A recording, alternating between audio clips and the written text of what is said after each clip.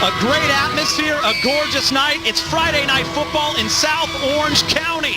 It's the Toyota Game of the Week on Prime Ticket. Come inside and join us because tonight Mission Viejo visits Tesoro. Welcome everybody. I'm Chris McGee. John Jackson here to my left, and JJ, a landmark win for Tesoro, and Mission Viejo has had this on their mind for 1 year. Welcome back, 28-7, Tesoro leading on the Toyota High School Game of the Week here in the third quarter.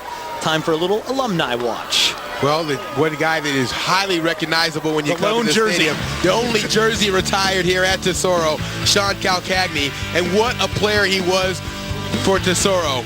Now watch, Calcagni was a big back, and he's walked on at USC. Actually got some playing time last week, but this is what he was doing when he played for Tesoro. Look at this, running through every defender. He was part of that team in Tesoro that won the Division IX championship, and his jersey is right here displayed atop the stadium. And when we came in tonight, we asked, hey, Sean Calcagni, and what do you have to do to get your number retired? And the guy said he's a Mr. All-Everything.